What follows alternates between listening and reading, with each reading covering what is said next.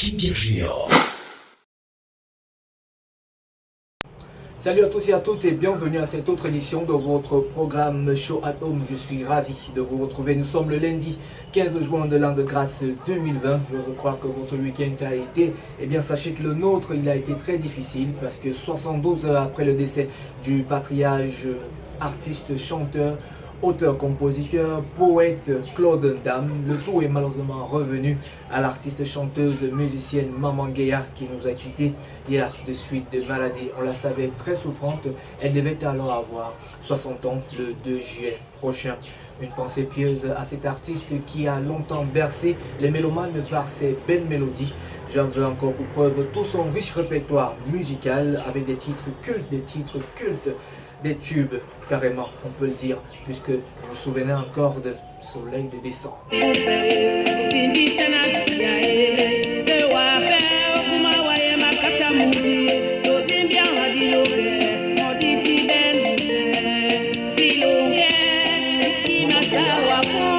On parlera d'elle désormais au passé. C'est d'ailleurs l'une des rares artistes de la gente féminine à avoir résumé en quelques mots le ton d'une chanson la carrière footballistique du goléador Samuel Eto'o, en revenant sur tout son parcours. Une chanson d'ailleurs qui a fait danser et qui revenait alors sur les années de succès de Samuel Eto'o lorsqu'il joue encore du côté du Barcelone et plus tard du côté de l'Inter de Milan. Et c'est toute autre victoire, toutes nos pensées pieuse à toute la grande famille. On rappelle que c'était une coiffeuse au départ et elle s'est retrouvée dans le monde du chant grâce à son frère, lui-même artiste, Papillon Moutanguinya.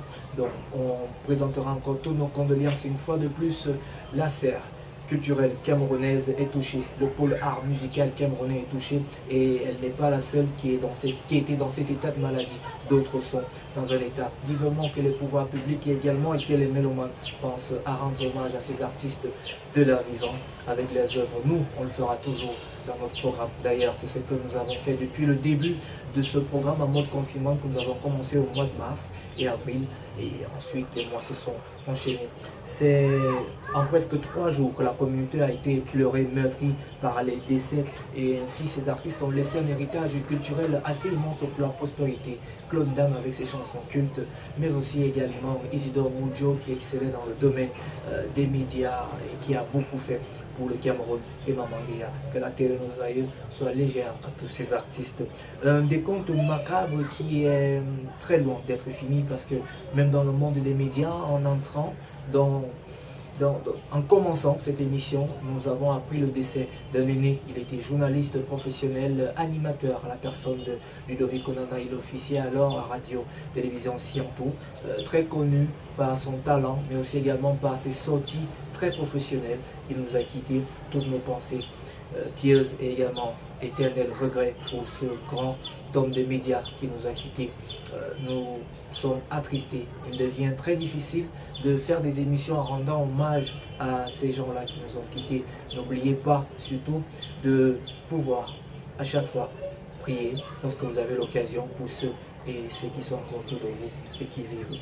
Reformons ce registre triste, si vous le voulez bien, avec une nouvelle un peu plus gaie, une nouvelle un peu plus joyeuse. C'est l'auteur du titre à succès Coucou, Charlotte Dipanda, qui devient ici la toute première artiste africaine à se retrouver dans l'application musicale intitulée Small. Oui, Small, c'est cette application musicale qui permet de faire du karaoké avec l'auteur d'une chanson. Et bien Charlotte Dipanda se trouve être la toute première artiste africaine à se retrouver là. On sait que dans Small, on retrouve très souvent des artistes américains, des artistes anglais, des artistes européens. Charlotte Dipanda est la toute première. Je vous invite également, si vous voulez bien, à télécharger cette application afin que vous puissiez, pourquoi pas, passer un très bon moment de chant avec Charlotte Dipanda. Ce sera aussi une manière pour vous de vivre ce confinement et une manière pour vous aussi également de revisiter tous vos différents lyriques.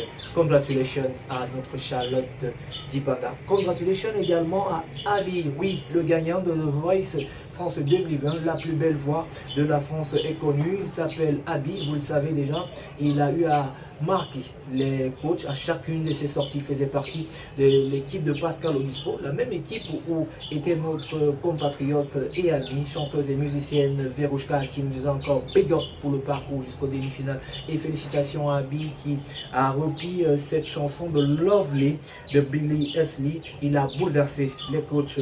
On rappelle également qu'il a su associer la technique et également les conseils à ce don qu'il a déjà, très bon chanteur, et vous allez voir, chaque fois il sait susciter des émotions. Vous connaissez déjà tout ce qui l'attend, parce qu'on sait que lorsqu'on gagne The Voice du côté de la France, également dans les autres pays, c'est une promotion musicale, c'est également une carrière professionnelle qui est ici préparée par des experts. Donc on va tout simplement encore une fois de plus félicitations à Abi, et on rappelle également que nous attendons aussi également le vainqueur de l'édition de The Voice Afrique francophone présentée par notre frère aîné Claudicia, tout en rappelant qu'également les inscriptions se poursuivent encore pour ceux qui sont du côté de la France. Config News, ça continue également avec Blacky Kara qui est entré dans le cercle très fermé des papas. Il a d'ailleurs annoncé sur son compte YouTube la naissance de son fils Béchi Imran qui est né, et il a dit sur ses propos: comment vous dire que Dieu n'est pas merveilleux. Beaucoup ne savaient pas déjà que sa fiancée était enceinte, parce que on l'a vu très récemment, toujours dans ses comptes là, il souhaitait un joyeux anniversaire à sa dulcinée. Félicitations et surtout bonne arrivée au bébé. On espère que la famille se porte bien. D'ailleurs, à travers le post, il nous a fait comprendre. Vous pouvez également le suivre sur ses pages Instagram. Poursuivons également ses Config Culture avec la conférence de presse de la 8e édition du Festival international des comiques, en abrégé Festico, qui va se tenir le jeudi 18 juin. Ce sera du côté de Yaoundé. Nous y reviendrons dans notre prochaine édition, c'est-à-dire mercredi en intégralité. Nous aurons certainement Ngo qui nous en parlera sur cette édition. Vous le savez, ailleurs et comme partout dans le monde entier, beaucoup de festivals ont été annulés. Aura-t-il lieu? N'aura-t-il pas lieu? On en saura plus mercredi prochain. Parlons à présent de cet autre événement qui commence déjà à marquer la toile. Vous le savez, de plus en plus on compte sur le digital, comme c'est le cas de cette émission qui est tournée avec un matériel modeste, avec peu de matériel, mais on se bat pour vous donner des informations telles qu'il se doit. Eh bien, il s'agit d'un échange placé sur le thème: quelle est la part active des médias traitant des questions des industries culturelles et créatives? Le web 2.0 est mort, vive le web 3.0, avec comme panéliste en tête de pro. Il s'agit de Eric Demet, il est modérateur, il est expert en culture, doctorant, formateur du côté de la France. C'est d'ailleurs lui qui va modérer ces débats. Dans ce débat, on aura la Côte d'Ivoire représentée, le Burkina Faso, le Cameroun et le Sénégal. Du côté du Sénégal, il s'agit de Lamine Ba. Il officie du côté de Music Africa, et du côté du Cameroun, c'est le journaliste culturel, le CEO and founder de Touwawen, Fabrice Boloko, qui va répondre de cette thématique. Donc je rappelle encore, quelle est la part active des médias traitant des questions des industries culturelles et créatives?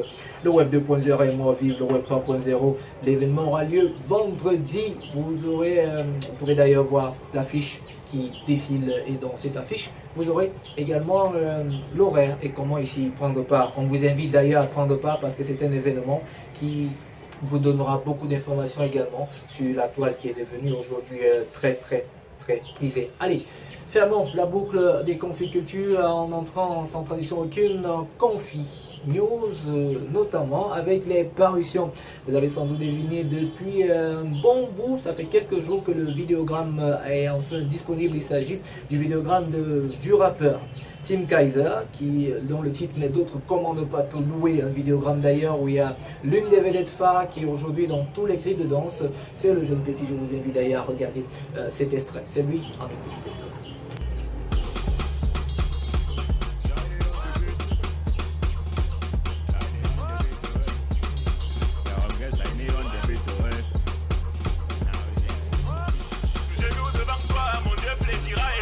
Très belle chanson, on retrouve là du Bentiki, on retrouve également du Bamba de savant mélange de tradition et de modernité. Le génie rappeur Tim Kaiser a tenu à rendre hommage au groupe de Takan 2.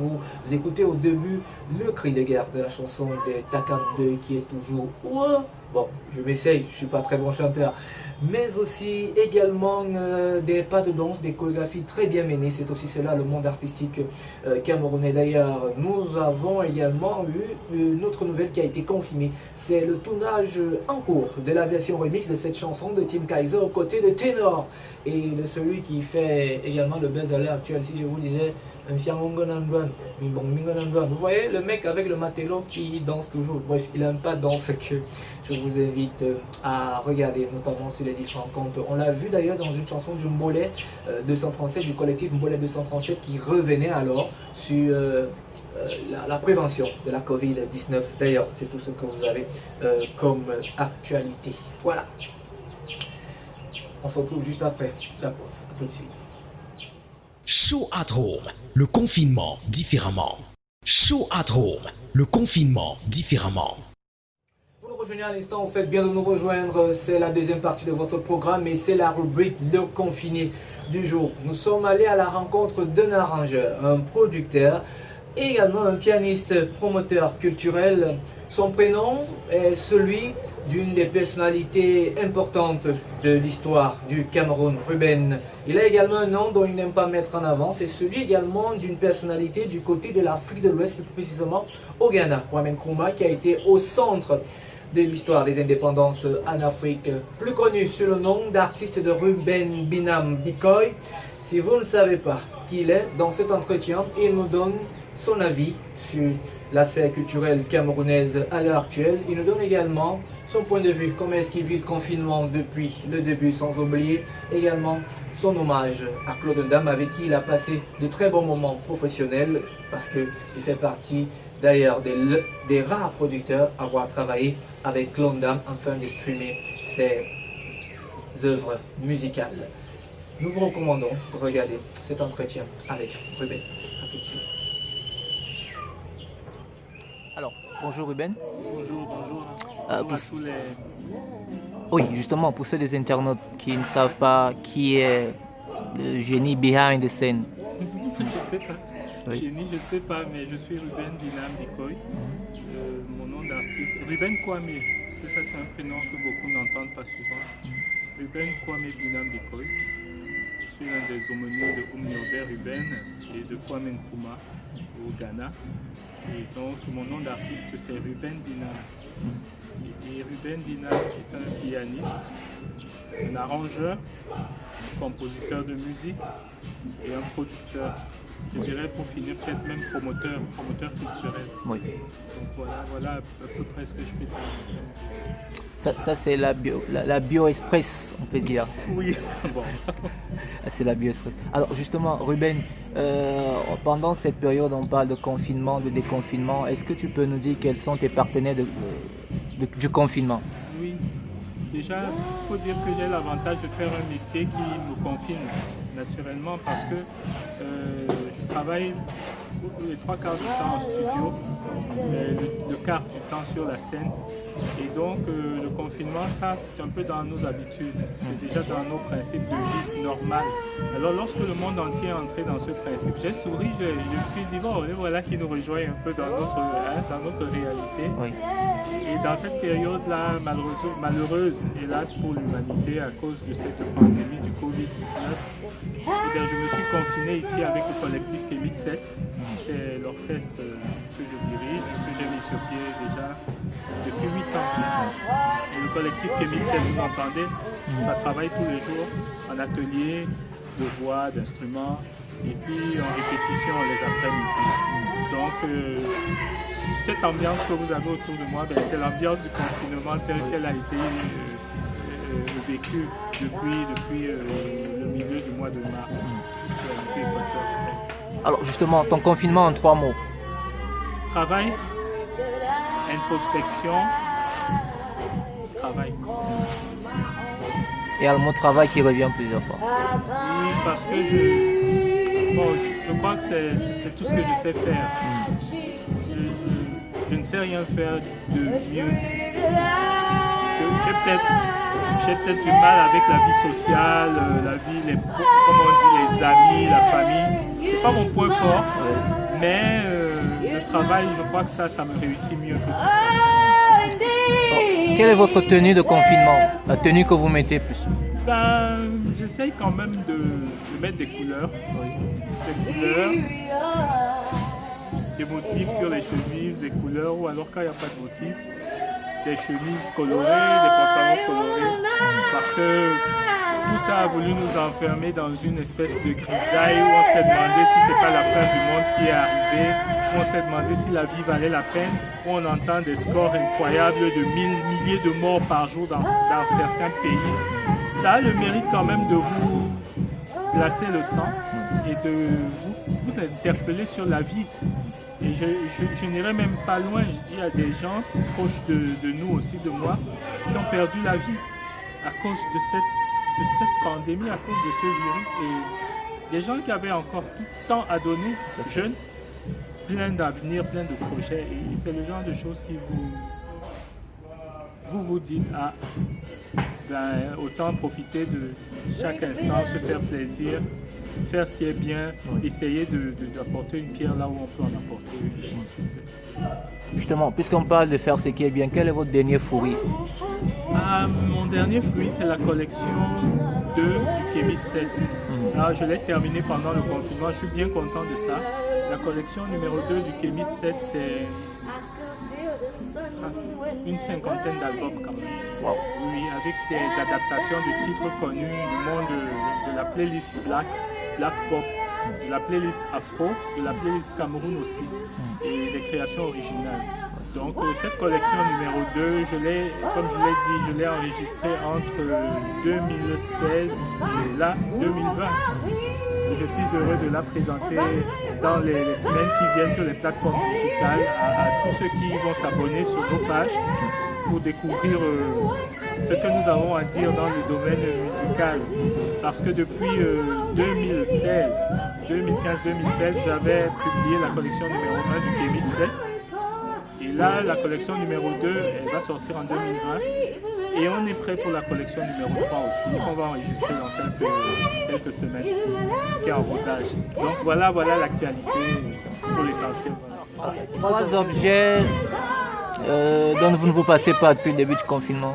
Alors 3 objets, mon téléphone, parce qu'il me permet d'être en contact avec tout ce que j'aime dans le monde, les gens qui croient en ce qu'on fait, qui s'intéressent à notre démarche, des proches, des personnes qui sont loin et qui, comme ma fille, Amélia Carmen Tréton, qui est à Nantes, et puis je n'ai que le téléphone pour le moment pour lui dire mon amour, ma disponibilité.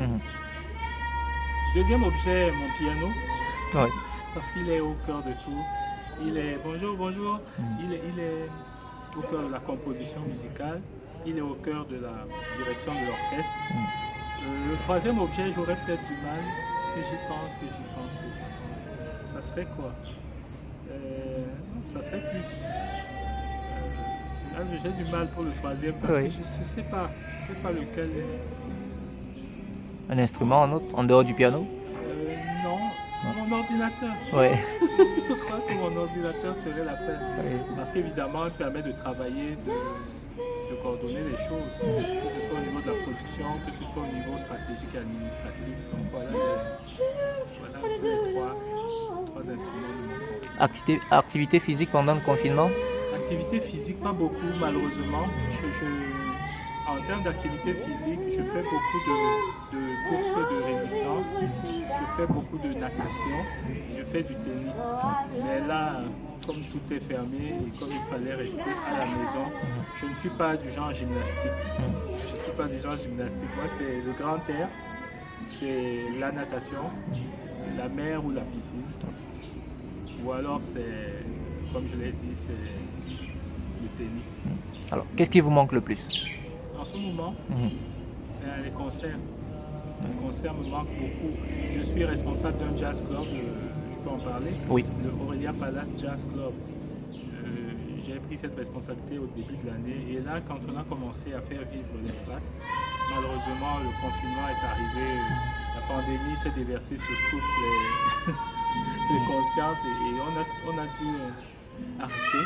Et ça, c'est très frustrant parce que c'est un endroit où on avait un échange avec le public, on commençait à construire une relation avec le public et mon orchestre.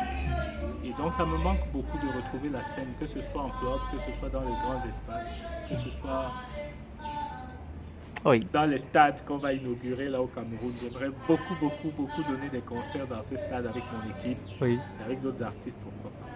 La première personne que vous aimeriez voir à la fin de ce confinement?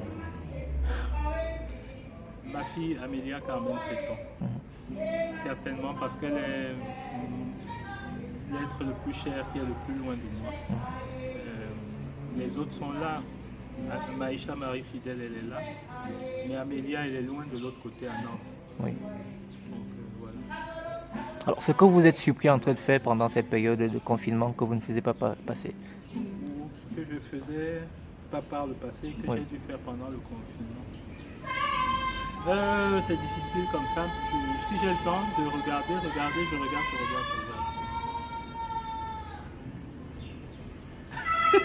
C'est pas évident. C'est pas évident. Oui. Qu'est-ce que je ne faisais pas et que j'ai dû faire pendant le confinement? Ah ben, laver les mains tout le temps. Disons que je le faisais, mais pas à la même fréquence. Oui. Hein? Porter des masques, non, ça je faisais pas, c'est clair. Et du coup, voilà. Ça a changé carrément le look. Oui, ça change le principe de vie. On lave les mains toutes les 10 secondes. On porte le masque. Et d'ailleurs, je dis à tout le monde de continuer avec ce principe. Parce qu'il y va de la survie de l'humanité, de chacun de vous et de tout ce que vous aimez d'ailleurs. Lavez vos mains. Lavez vos mains avec de l'eau savonneuse, avec du gel hydroalcoolique. Et portez vos masques. Portez vos masques aussi souvent que possible, s'il vous plaît. S'il vous plaît. Un message justement pour ceux qui sont en première ligne, à savoir le personnel soignant, les médecins. Ben, je vais même vous détonner. En première ligne, j'ai mon dernier petit frère Charles Binam Bicol et ma mère, le professeur Binam Fidèle. Donc. Alors, s'il vous plaît, prenez soin de vous et tous les médecins du Cameroun et du monde entier. Prenez soin de vous parce que vous voyez bien qu'on a besoin de vous plus que jamais avec ce qui se passe. Nous avons compris l'importance de votre travail. Et bravo pour tous les sacrifices qui ont été faits au Cameroun, en Afrique et de par le monde, par le corps médical. Ceux qui sont en vie, prenez soin de vous. S'il vous plaît, on tient à vous. Et particulièrement ceux qui sont proches de moi, mon professeur Fidèle Binam et mon petit frère Charles Emmanuel Toussaint Binam Bikoyo. Prenez soin de vous là-bas dans les hôpitaux. Courage, que Dieu vous garde. Votre regard du monde de la culture au Cameroun actuellement? Mon regard du monde, mon regard sur le monde de la culture au Cameroun. Alors là, ça c'est la question qui fâche toujours. Parce que je suis un acteur culturel, comme vous avez dit, peut-être de l'ombre pour certains, peut-être moins ombragé pour d'autres. Mais ça fait... L'année prochaine, ça fera 30 ans que je suis dans le... Waouh! Ça fera 30 ans que je suis un professionnel de la musique. Ça, les gens ne le savent peut-être pas. J'ai commencé très tôt. J'ai commencé à l'âge de 16 ans à diriger mon premier orchestre. Aujourd'hui, j'en ai 45.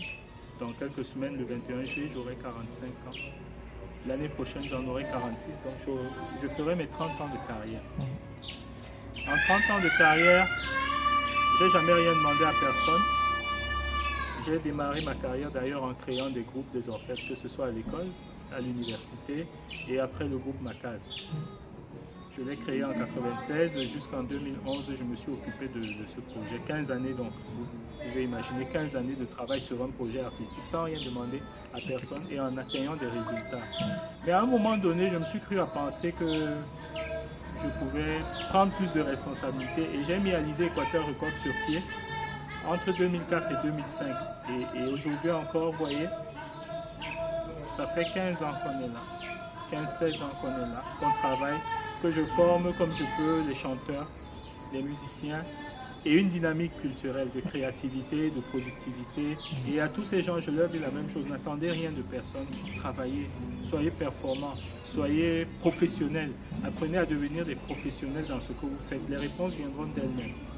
Parce que votre sphère d'action n'est pas limitée à l'endroit où vous vous trouvez. Vous pouvez être au Cameroun sur cette plateforme Alizé Équateur Records, mais avoir un impact sur le monde, sur l'Afrique, sur d'autres communautés, Et pour cela, donnez-vous les moyens de travailler parce que c'est là la clé. Mais vous avez beau dire cela quand même, quand vous formez les hommes et les femmes à l'exigence, à l'excellence, à une certaine forme de productivité, et qu'après ils se retrouvent dans un environnement où ils ne peuvent pas être valorisés, parce qu'il n'y a pas de structure, il n'y a pas de scène, il n'y a pas de travail, donc ils n'ont même pas de statut, il n'y a pas de droit d'auteur, on pirate à ciel ouvert. On dit qu'il y a des subventions pour soutenir les opérateurs culturels. Moi, je rigole. Parce que, comme je dis, s'il y en avait, on ne travaillerait pas tout seul comme je le fais. Elles vont où ces subventions? Elles sont adressées à qui? Et ceux qui les reçoivent de façon confidentielle, qu'est-ce qu'ils en font? Et ceux qui travaillent, qui ont un résultat, j'en demande pas, mais enfin, je ne suis pas tout seul. Ceux qui ont un résultat dans leur travail, ceux qui ont atteint des objectifs, pourquoi on ne les accompagne pas de façon tacite? Donc moi voilà le sentiment que j'ai. Et derrière cela, évidemment les conséquences elles sont là. Les artistes sont dans la précarité. Vous voyez les artistes mourir les uns après les autres. Le dernier en date, hier j'ai appris la mort de Claude Ontal. On va vous dire oui mais non, il n'est pas mort de misère, j'ai lu ça sur internet. Il est mort de maladie parce qu'il a fait son AVC, etc., etc. Moi je vais vous dire une chose, comme je vous ai dit, j'ai l'avantage d'avoir quand même grandi entre les mains d'un médecin. Elle m'a dit, en m'élevant, elle m'a appris, le stress est un tueur silencieux. Le stress est un tueur silencieux et lent. On va vous dire, ouais mais non, lui n'est pas mort de misère, il est mort d'AVC. Ça change quoi? Vous pensez que s'il avait eu la sérénité dans l'exercice de sa carrière, s'il ne se posait pas des questions existentielles tout le temps, comme la plupart des artistes qui pourtant ont tout donné pour valoriser la culture du pays, vous croyez qu'il ferait des AVC? J'en suis pas sûr. Je n'en suis pas sûr. Donc il faut interroger cette logique qui veut que les gens travaillent et que d'autres en face décident de les mépriser ou alors de les spolier du fruit de leur travail en organisant la piraterie. On sait qui organise ça. Tout le monde le sait, mais on ne les inquiète d'aucune manière. Nous produisons, nous développons des artistes. Regardez autour de moi, tous les jours nous faisons ça. Et à la fin, pour que dès que j'aurai le succès avec un de mes artistes, je vois les CD contrefaits dans tout le pays. Et il y a des gens qui se permettent de me dire, oh mais vous savez, la piraterie fait aussi partie d'une forme de promo. Mais qu'est-ce que c'est que cette aberration? Qu'est-ce que c'est que cette aberration? Ben, forme de promo, moi j'aimerais bien aller, dites-moi, à Casino, à Santa Lucia ou à Dove, dévaliser les rayons et je leur dirais d'unité sur le plan social. Et à ce niveau-là, malheureusement, je vais dire quelque chose qui ne plaît pas. Le peuple est complice. Ouais. Le peuple est complice. Les Camerounais sont complices de ça. Parce qu'ils ne font rien pour que leurs artistes soient dans la dignité. Au contraire. Et là encore, j'ai lu quelque chose sur Internet. C'est intéressant quand même les points de vue. Ah, mais vous savez, qu'est-ce que les artistes eux-mêmes font entre eux? Et puis d'ailleurs, même de quel artiste parle-t-on? Les musiques ne sont pas ci, les musiques ne sont pas ça. Et moi, je vous dis, oui, vous avez raison. Il y a certainement un problème de qualité.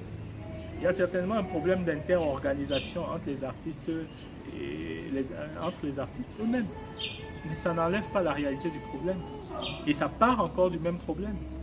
Parce que si les gens sont dans la précarité, qu'est-ce qu'ils vont développer à votre avis? L'instinct de survie. Ils vont avoir exactement la même attitude que les animaux dans la jungle. Parce qu'ils cherchent la subsistance la plus basique. Comment vous voulez que des gens qui ont faim puissent raisonner, se mettre ensemble, créer des hypersystèmes, des agrégats? Comment vous voulez que ce soit possible? Comment vous voulez que ce soit possible? Alors pour que les artistes créent des dynamiques comme les gens prétendent le proposer, il faudrait qu'ils sortent déjà de la précarité. Oui. Je ne parle pas forcément pour moi, mais je parle d'une réalité que la majorité des artistes malheureusement partagent, à laquelle elle est confrontée tous les jours. Et ces gens, vous dites, ah, leurs œuvres ne sont pas ci, leurs œuvres ne sont pas ça. Pour qu'un artiste vous fasse un travail compétitif, il doit entrer dans les meilleurs studios. Ces studios, on paye pour y accéder. On ne fait pas une chanson avec deux, trois gouttes d'eau bénite. Il faut de la logistique, il faut des techniciens, il faut des ressources humaines, des musiciens de qualité. Et tout cela, il y a un prix pour ça. Alors comment vous voulez que les artistes travaillent de façon compétitive s'ils n'ont pas les moyens de travailler de façon compétitive? métier. Ça se paye, je pense. Ça a un coût. C'est ce qu'on appelle le coût de production. Et ensuite, comment vous voulez qu'ils s'organisent en syndicats, associations et tout sincèrement, sans que la famine guide leurs actions et leurs intentions? Comment vous voulez que ce soit possible s'ils sont dans la précarité? Jusqu'à quand on va fuir nos responsabilités, qu'on soit administrateur public, je ne sais pas moi, le gouvernement et tout ça, qu'on soit opérateur. Moi, je prends mes responsabilités en tant qu'opérateur culturel tous les jours. Et je mets quiconque au défi au Cameroun de prétendre faire la même chose dans le secteur musique que moi. Dans cette prise de responsabilité-là, et je regarde la caméra dans les yeux et je le dis, je mets quiconque au défi de me prouver dans le secteur musique qu'il y a une plateforme qui travaille comme ça au Cameroun, au même niveau, au même rythme et au même niveau d'exigence et de productivité. Venez me le prouver. Alors quand vous faites un travail comme ça, sans rien demander à personne, j'insiste, en faisant tout de vos moyens propres, par la grâce du Très-Haut, je répète, le minimum que les autres puissent faire, c'est prendre aussi leur part de responsabilité. Oui. Genius behind the scenes, c'est ainsi qu'on peut qualifier Ruben Binam Bikoy. D'ailleurs, ces studios sont ouverts à toute personne qui vient de découvrir Ruben. Et pour ceux qui connaissent déjà Ruben, vous le savez, il est toujours humble et il accueille toujours tout le monde, même en mode confinement. D'ailleurs, vous avez suivi l'entretien. Merci encore à Ruben de nous avoir ouvert les portes de chez toi. Merci également à tous ceux d'entre vous qui ont regardé ce programme. N'oubliez pas, le live sur la page Facebook, c'est lundi, mercredi et vendredi entre 16h et 17h30. Et sur le compte YouTube, c'est des entretiens comme celui avec Ruben que vous avez vu. Abonnez-vous tout simplement à la page King Pierre Junior officiel. Ici on parle art, ici on parle culture. N'oubliez pas, si vous sortez, portez un masque, lavez-vous régulièrement des mains à de l'eau coulante et du savon ou utilisez encore une solution hydroalcoolique. Oubliez les rassemblements de près de 50 personnes. Oui, j'insiste sur oublier parce qu'il y en a certains qui oublient, perpétuer la tautologie, qui oublient très souvent ces mesures barrières qu'il faut respecter. C'est pour notre bien, c'est pour notre santé. Et nous avons encore une pensée et surtout on envoie beaucoup de force à ce personnel qui est en première ligne, notamment les médecins et tous les autres. Retrouvons-nous mercredi pour une autre édition de votre programme Choix Home.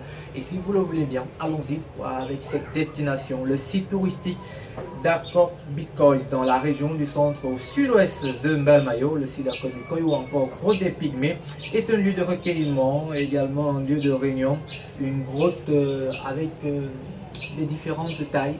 Pas qu'une seule grotte, il y a d'autres grottes qui se trouvent. C'est d'ailleurs l'histoire mythique et mythe. Cette destination qu'on vous invite à aller regarder pour tous ceux d'entre vous qui ont besoin d'avoir un contact avec la nature. Une pensée pieuse encore à tous ces artistes qui nous ont quittés.